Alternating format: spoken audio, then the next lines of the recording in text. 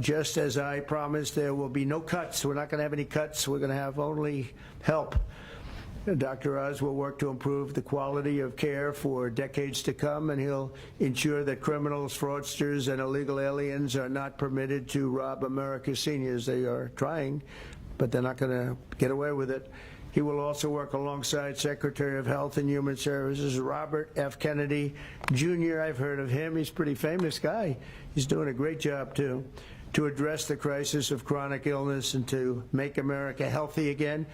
So I want to just thank Dr. Oz, and because this is a big commitment he's making. He has a lot of options, and this is a big, big commitment. And I want to congratulate you and your family on really an amazing life. And I think this is going to be by far the most important part of an already incredible life. So thank you very much. God bless you, my friend. Thank you very much. Take care of yourself. Congratulations. It's amazing. Congratulations. Wow. What a job, huh? Are you ready, Bobby? I sure am. Let's do it. You put your hand on the Bible, your left hand, and raise your right hand. And repeat after me. I, Mehmet Oz, do solemnly swear. I, Mehmet Oz, do solemnly swear. That I will support and defend the Constitution of the United States. That I will support and defend the Constitution of the United States. Against all enemies, foreign and domestic. Against all enemies, foreign and domestic. That I will bear true faith and allegiance to the same. That I will bear true faith and allegiance to the same. That I take this obligation freely. That I take this obligation freely. Without any mental reservation. Without any mental reservation. Or purpose of evasion. Or purpose of evasion. And that I will well and faithfully.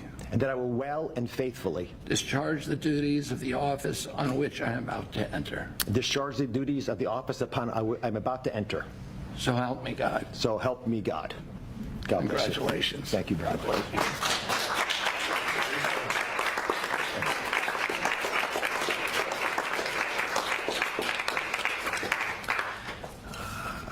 I've got to start off by thanking three people. Mr. President, thank you very much. God bless you for leading our nation, but also courageously leading the MAHA movement, really earnestly in your heart wanting to get America to be healthy again, and for giving me an opportunity to help with that mission. Secretary Kennedy has been leading the charge at Health and Human Services, a dear friend, like a brother, has done unbelievably courageous work because he's curious and he's started answering a lot of important questions. And I will treasure for the rest of my days your trust in me to help you with this progress. Thank you. And of course, Lisa, the family, but Lisa in particular, who's had an uncanny ability to identify opportunities and to always keep a clear North Star to keep our family grounded. God bless you, my beautiful one. Let me start with a simple premise.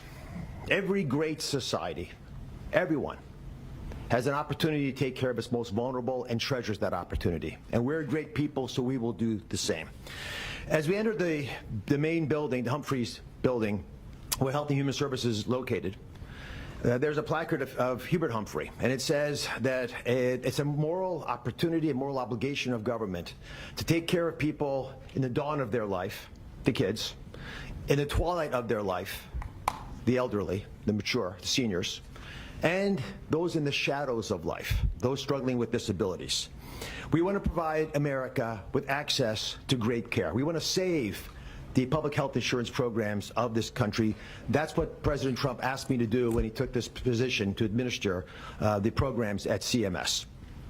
Now, if we're going to do that, we've got to be honest with each other. And a physician, President Trump, has to always do that, right? We've got to share news, sort of presidents, that folks don't want to hear, but it's important for our well-being. So I'm going to give you 4 bullet points to remember. Bullet point number 1, and they're all numbered in order for a reason. Medicaid is the #1 budget item for many states, and it is crowding out education, other important social programs. The states are having a big problem, and that's with the federal government paying most of the bill. Item number 2, healthcare expenditures are increasing at 2% higher than the economy is growing. And because of that, we spend more than 2 times per person on health care than any other country on the planet, and we're not getting value for that. Because number 3 is that we are, in America, experiencing an unfortunate problem, which is medical errors are the #3 cause of death. Did you know that, Mr. President? It's surprising with that much money invested, we're still having problems. And number 4, our life expectancy, despite all this investment, is continuing to slip back. We're now more than 4 years shorter in our life expectancy than countries that we used to be equal to. But I am optimistic. Why? Because we control our destiny. Because at its very core, we have a generational opportunity, a unique ability to save the healthcare system because we control all the big pieces. America is too great for small dreams. So I've got some big ideas I'd like to share that we've worked through with my staff who are cordoned off over there, and there's a lot of us. We've got almost more than 6,000 people at CMS working on this and 40,000 contractors helping. So we've got a lot of people. What are we going to do? First, we're going to reduce chronic disease. How do you do that? 70% of the healthcare expenditures of this country are driven by chronic disease. And it is your patriotic duty, I'll say it again, the patriotic duty of all Americans to take care of themselves, because it's important for serving in the military, but it's also important because healthy people don't consume healthcare resources. The best way to reduce drug spending is to use less drugs because you don't need them because you're healthy, and it feels a lot better as well. The President and Secretary Kennedy have been pushing the MAHA agenda because it makes it easier for people to do the right thing, especially the mothers of this great land, because they're the ones who really get caught with this responsibility. They're the ones deciding for their kids. They're the ones we want to empower. And curiosity, which is the key word here, truly asking questions you want the answers to, will allow the MAHA movement to thrive. The next big thing we want to focus on is modernizing Medicare and Medicaid. That's how Americans will get the care that they want, need, and deserve. We need to empower patients and providers, both. The doctors and the patients both have to be equipped with better tools. And the President is showing that he actually does love and cherish Medicare with all these executive orders, like the one on transparency, sir, that really helps us by making sure people are equipped with information. So you shine a light in the dark shadows where so much of the problems happen with the healthcare system. And remember, the most expensive care is bad quality care. That's what we want to stamp out. And finally, we want to crush fraud, waste, and abuse. This is stunning to me. And I've got a message for all the bad guys from me, the Secretary, and the President. We are going to stop people from stealing from our most vulnerable, from stealing with the taxpayers of America, or honestly trying to support these programs. And we're going to be able to do it in quite a few ways. We are coming for you. And I'll give you a couple examples. Mr. President, these are ones that you may want to use in some of your future conversations. Almost 250,000 people, American citizens, were fraudulently enrolled without their knowledge in exchange programs by brokers who were unscrupulous, stealing from the U.S. government by pretending these people were on programs they never told them about. Tens of millions of dollars, Mr. President, are being spent on illegal immigrants receiving Medicaid in California, and they're pushing the bill to us. Should we stop that? I think so. That will not continue.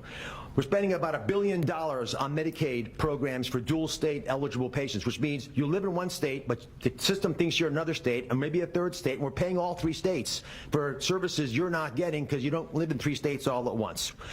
And finally, and this one really bothers me, there are states who are using Medicaid dollars for people who are vulnerable are being used for non-medical purposes. For example, public labor unions are getting child care through some of this money. That doesn't make sense to me. Housekeeping, I wish I could get that for my home.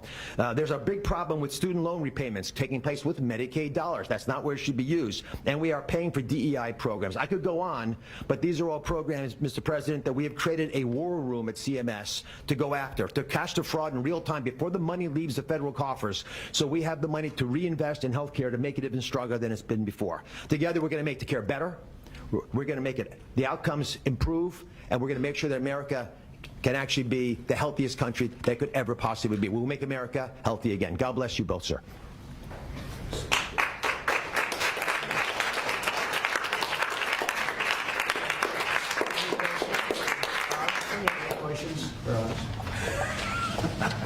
Okay.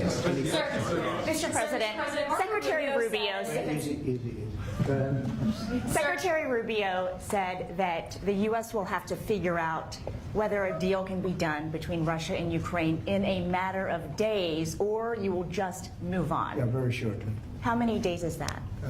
No specific number of days, but quickly. We want to get it done. We're talking about here people dying, and we're talking about over there people are dying also, like on average 2,500 young people, soldiers. They're not from America. They're not from anywhere else other than Ukraine and Russia, but we want to save these lives. So it's 2,500 a week are being killed in battle. It's a vicious battle with the best equipment, the best everything, and it is brutal. 2,500 young people a week. Some of them not so young, actually. They're getting older. They're getting older by the month.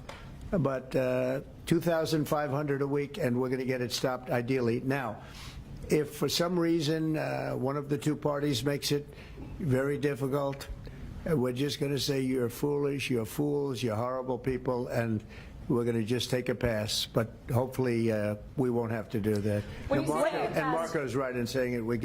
We want to see it end.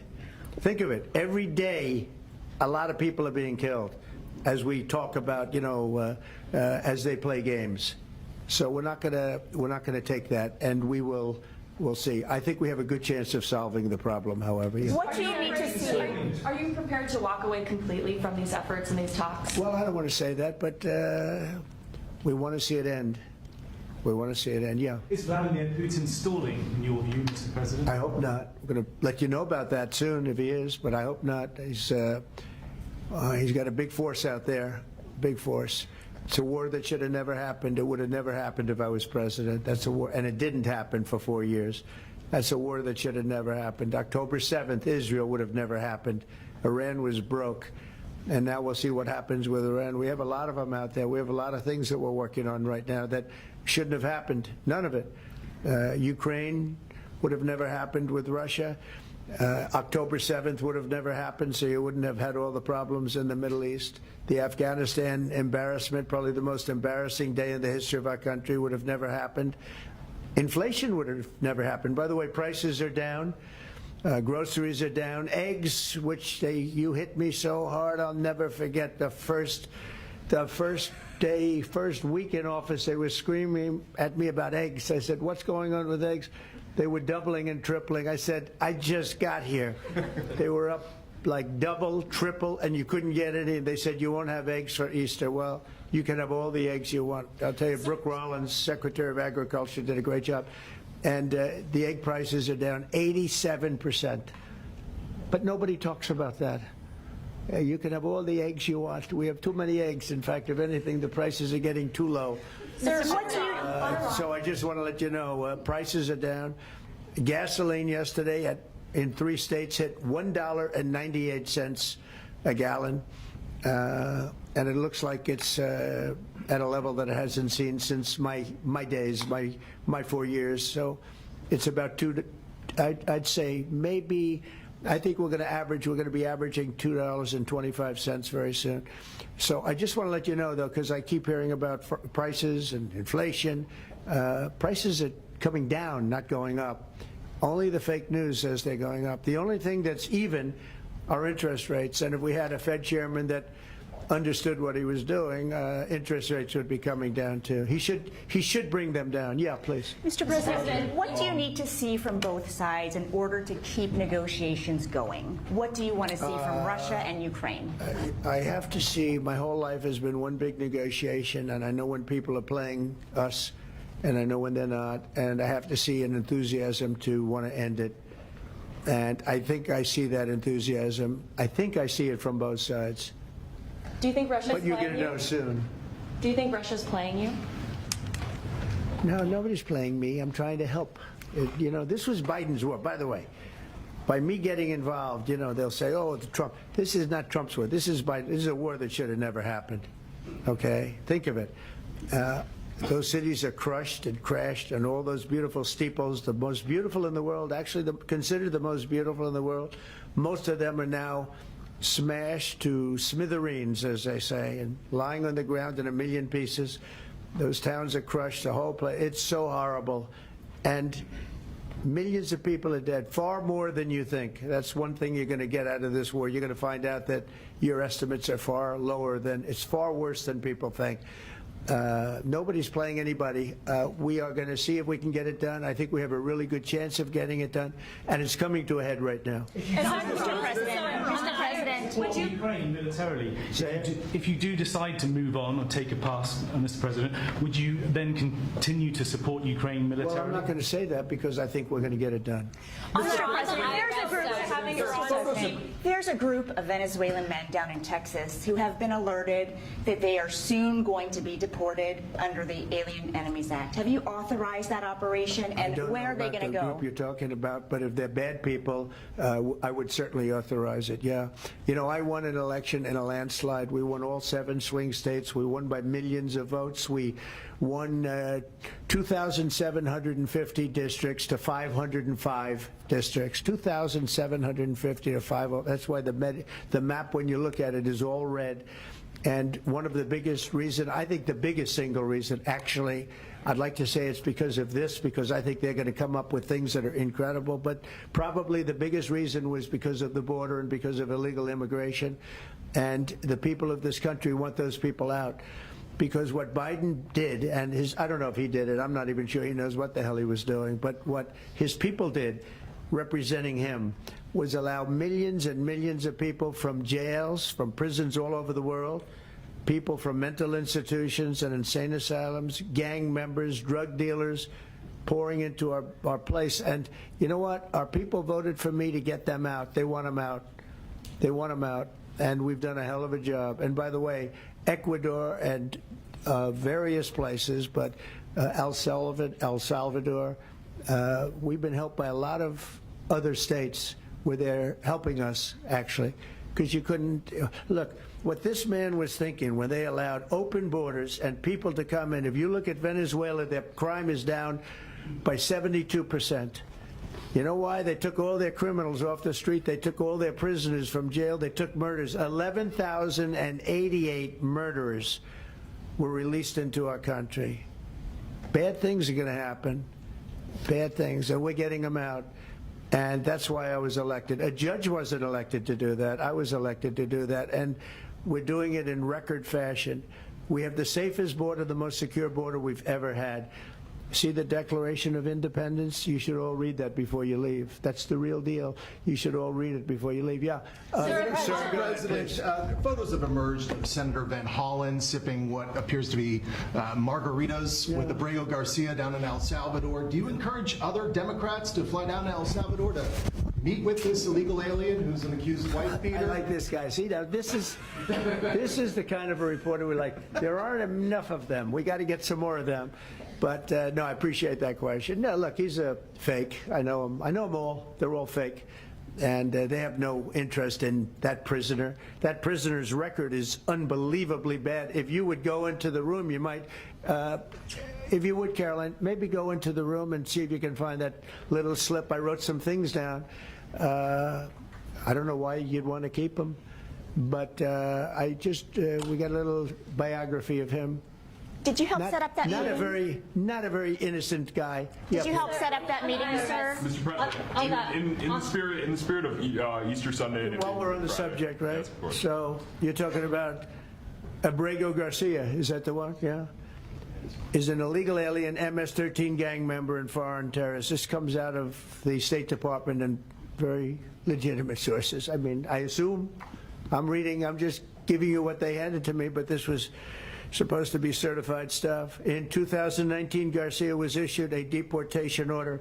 2 separate judges affirmed Garcia was a member of MS-13, which is a gang that may be even worse than Tren de Aragua, and maybe worse. They kill people with knives because it's more painful.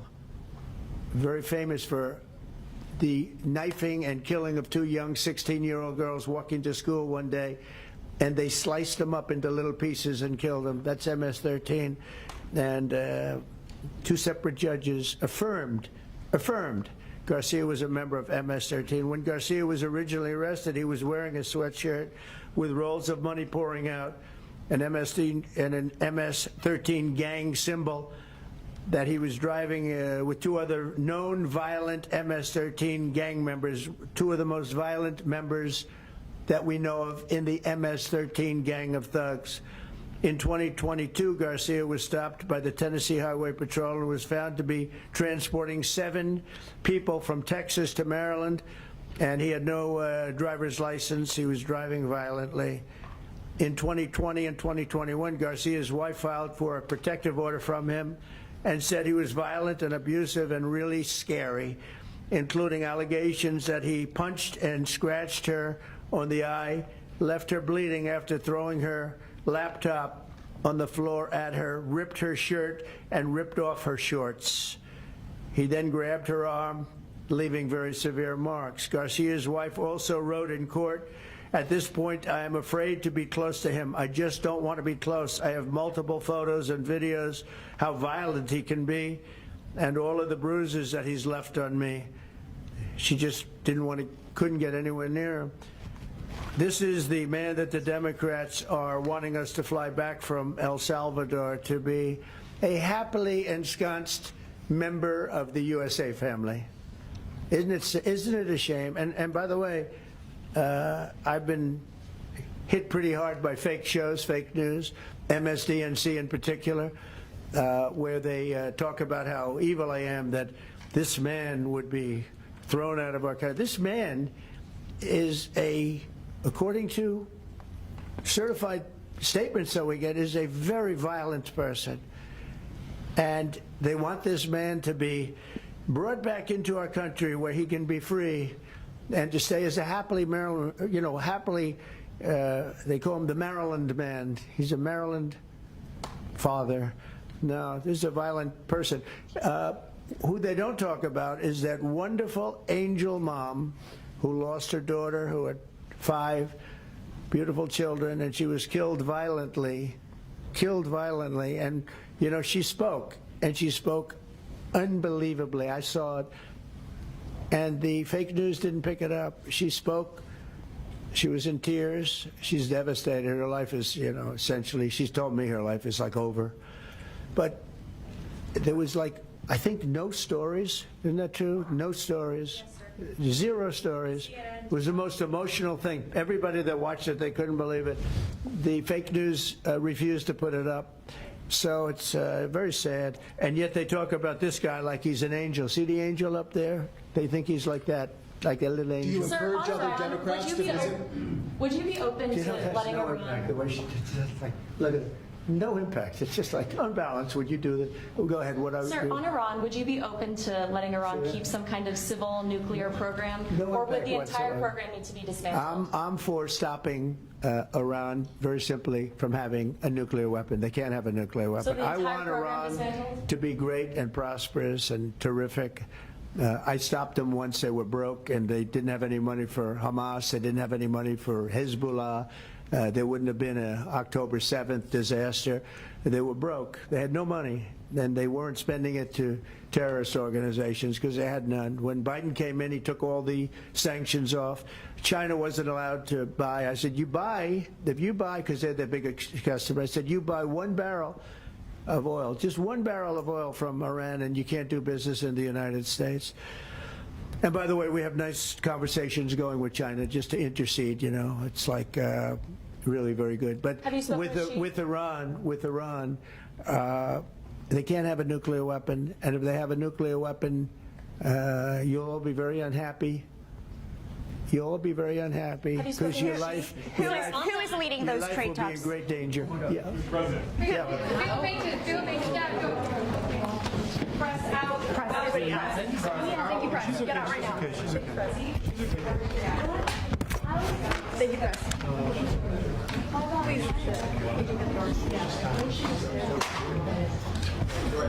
You can help me. Everybody else. Please move. No photos.